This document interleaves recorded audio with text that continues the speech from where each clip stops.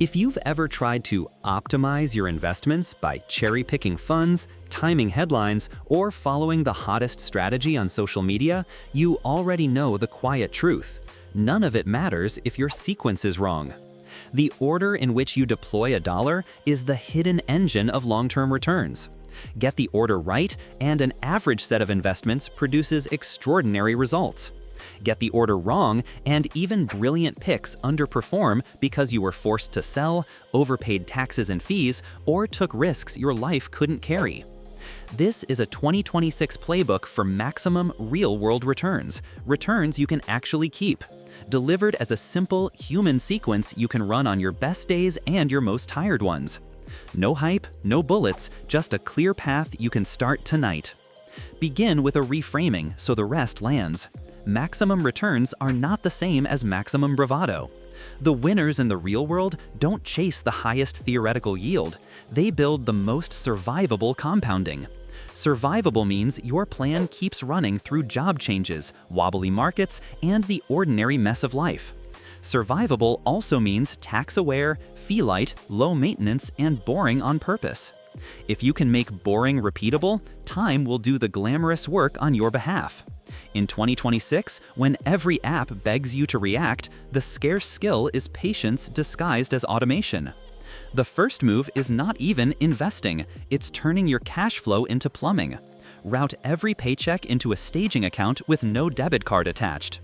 In the first week of each pay cycle, let a bills-only account draft the non-negotiables: housing, utilities, essential insurance, transport, and minimum payments on any debts. The day after payday, refill small labeled pockets for the surprises that aren't surprising at all. Tires and service, co-pays and meds, gifts you actually give, school or kid activities, pet care, travel, and the winter energy spike. Every Friday morning, refill a weekly card with a safe number that carries groceries and ordinary life for 7 days, so drift lasts days, not months.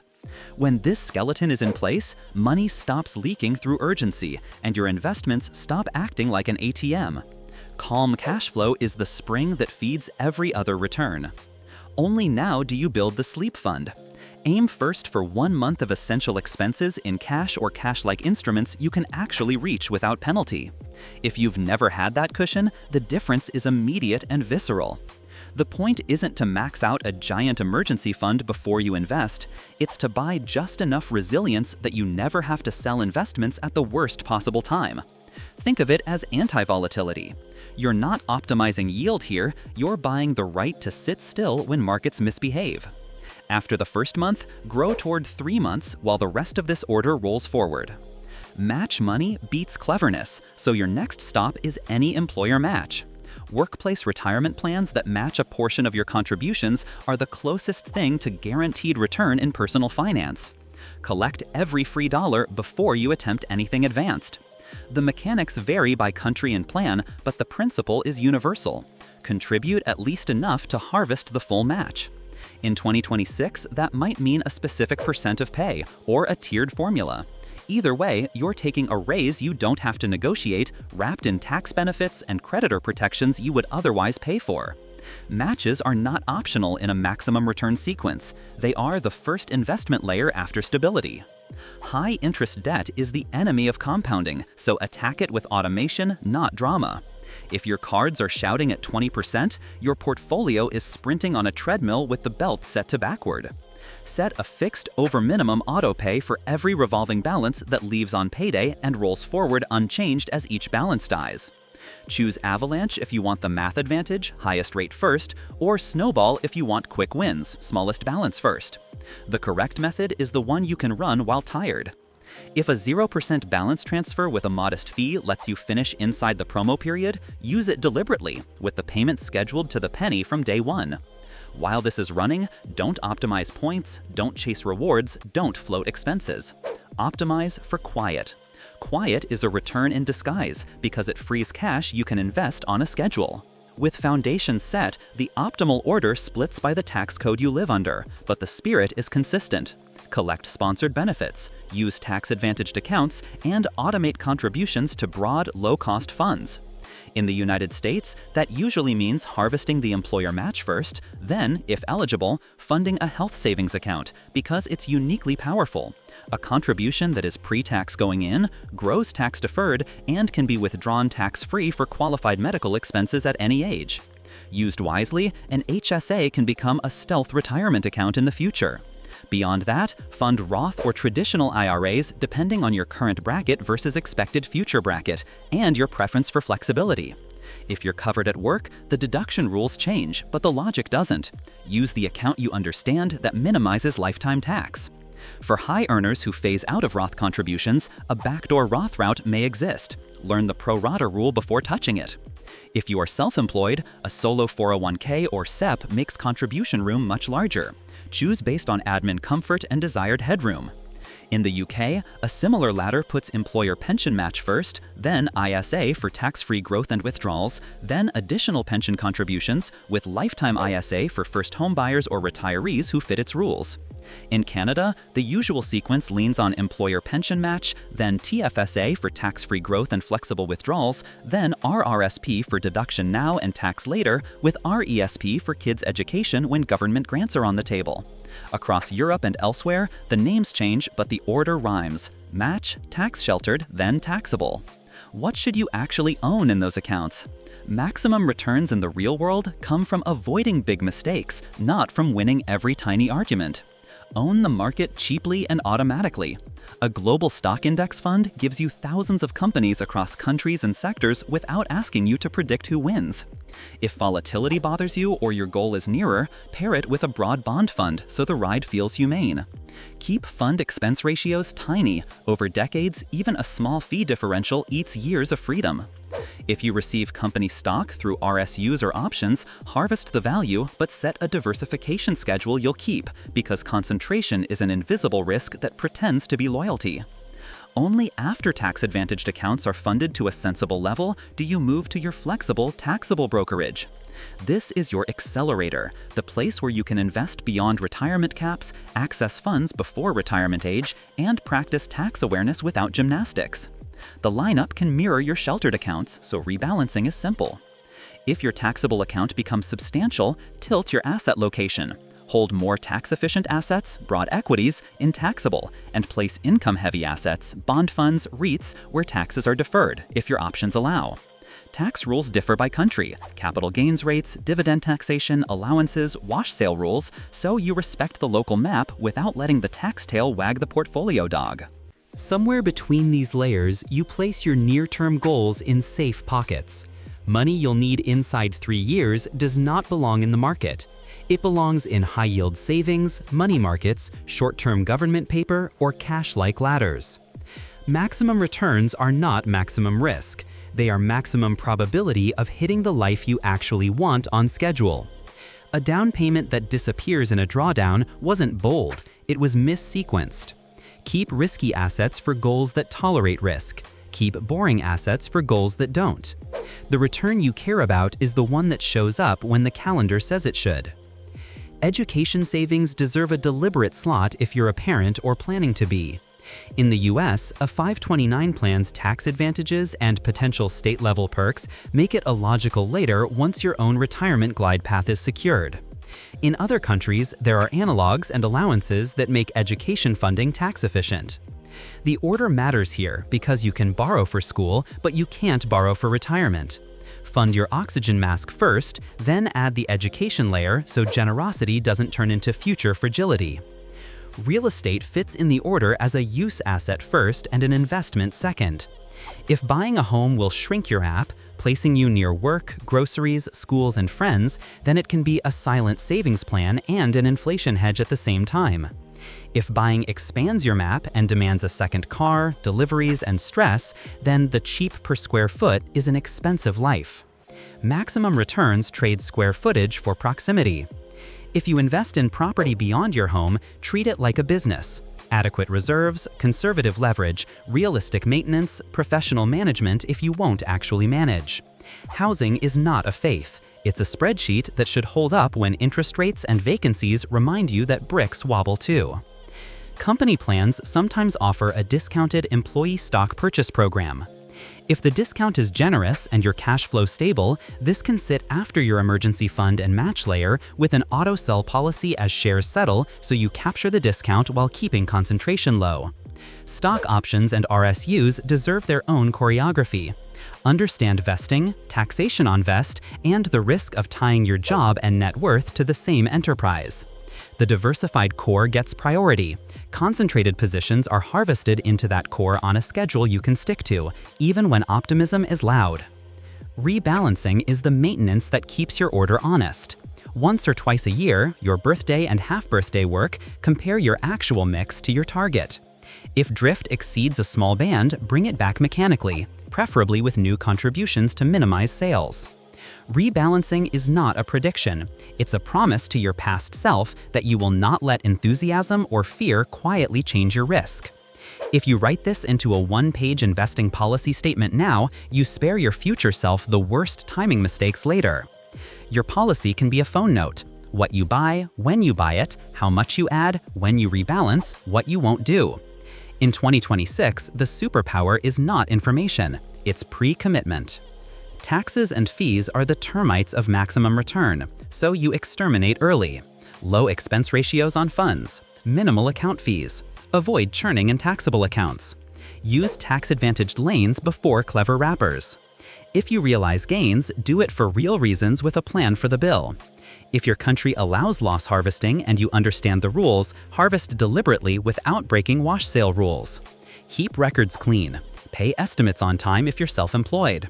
The most impressive return is the one you don't surrender to penalties because you procrastinated. Irregular income doesn't exempt you from this order, it makes the order more valuable. Become your own payroll. When a payment hits, skim taxes to a fenced account immediately according to local rules.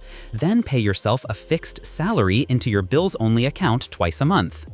From that salary, every rail fires, as if you had a W-2 job. Week 1 bills draft, day after payday pockets refill, Friday weekly card refills, sleep fund grows, investing contributions hit on schedule. The remainder sits in staging to smooth dry spells. Predictability is oxygen for investing. You can manufacture it with process even when clients pay like poets. Windfalls and raises need choreography, or they vanish into lifestyle. The default is simple and kind. When a raise arrives, you keep half for life today and send half to future you by auto-increasing your contributions. When a windfall lands, peel off a planned celebration and then send the bulk through the order. Sleep fund to target, debt slaying if relevant, tax-advantaged contributions if room remains, taxable brokerage next. The part you protect most fiercely is not the dollar amount, but the schedule. A single step up in your automatic contribution after a raise is worth more than a dozen vows to start investing more later. This entire sequence is only as strong as the week that runs it, so you use small rituals to keep your hands off the controls. A 5-minute Friday scoreboard is enough. Water, a seat, and 5 lines in a note you update whether they moved or not. How deep is the sleep fund? What % you've saved year to date? How much debt died since last month? How much you've invested since January 1, and late fees avoided this quarter. Then a glance at the rails. Did bills draft? Did pocket strip? Did the weekly card refill? Did savings and investing land? Did any employer contributions post? If something failed, book a fix for Monday with 1 sentence. The scoreboard turns months into momentum and momentum into identity. Identity is the only force stronger than headlines. If you want to see the order alive, step into a few rooms. A nurse in her late 20s with rotating shifts used to invest by mood. Good months meant large buys. Hard months meant selling. She installed rails, built a 1-month sleep fund in 8 weeks, captured her employer match, and set a modest HSA contribution. Credit card balances died via autopay avalanche, while a tiny Roth IRA drip began the same day each month. 90 days later, her late fees looked like fossils. 6 months later, she increased her match contribution to the full %, then turned on a small taxable brokerage drip because the foundation held. She didn't double her income, she doubled the percentage of months where the plan ran. That is what maximum returns look like in the wild. Consistency, not heroics. A teacher with 2 kids retired into a storm. Because he had respected sequence risk, 2 years of living expenses lived in cash-like instruments. He kept withdrawals steady at first, then used a small flexible rule to reduce distributions by a few percent when the portfolio dipped below a threshold, allowing dividends and interest to refill his cash bucket. He did not sell stocks in a panic because his life didn't force him. When markets calmed, he returned to his original draw. Sequence didn't beat him because he funded the right layer in the right order long before he needed it. A self-employed designer rode feast and famine and let launches dictate her investing. She became her own payroll. Invoices clear into staging, taxes skim the day money arrives, the bills-only account fills, a savings drip runs, the same safe Friday number hits her weekly card, and 2 automatic contributions buy low-cost broad funds each month. One inside a solo 401k, one in a taxable account. She fenced curiosity to a tiny sandbox she can afford to call tuition. Company stock-like concentration had no place in her plan, so she diversified a big client's payment into the core the day it settled. 6 months later, her revenue hadn't doubled. Her anxiety was cut in half. The portfolio felt like a metronome instead of a lie detector. A high earner, waiting for the dip, was sitting on cash that kept losing ground to inflation. He wrote a compromise with himself.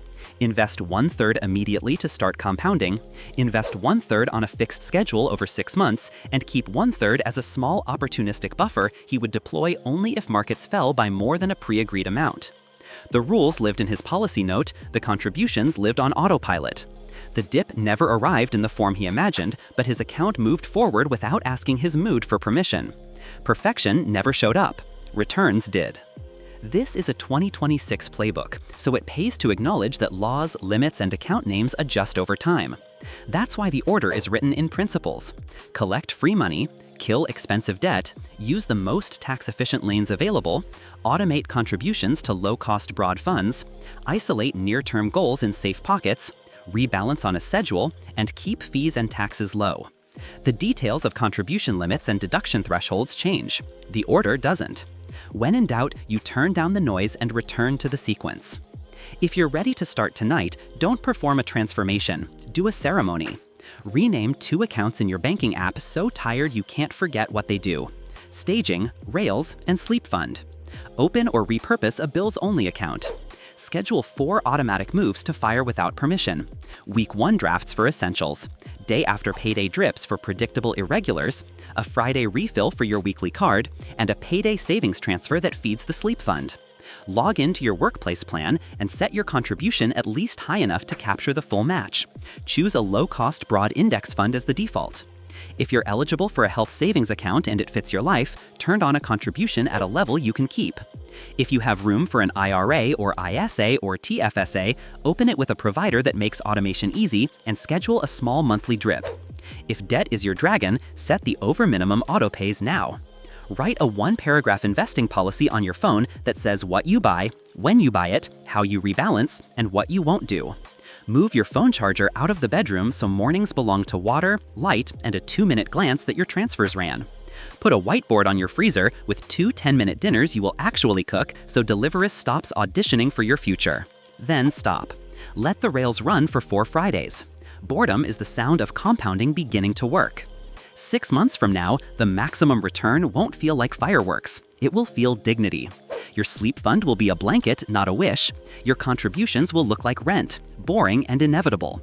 Your debt, if you had it, will be smaller or gone, and the urge to impress strangers with purchases will be quieter, because your week stopped billing you for existing. You'll have a portfolio that mirrors the global economy instead of your newsfeed. You'll own time because your calendar contains the plan, not the other way around. And you'll be able to say with a straight face that you are getting the best possible return in the only market that matters, the one where your life and your money finally cooperate. There's one last lesson the order teaches that no headline ever will. Compounding pays the patient by first making him look wrong for a very long time. Your defense is not better opinions. It's a sequence that keeps buying, a cash buffer that keeps you from selling, a tax-savvy habit that keeps more of what you earn, and a simple policy that reduces decisions to maintenance. The optimal order to invest your money in 2026 is the optimal order to invest your money in any year, translated into the accounts your country offers and the week you actually live. Build it once, let it run. The world can shout. Your plan will hum.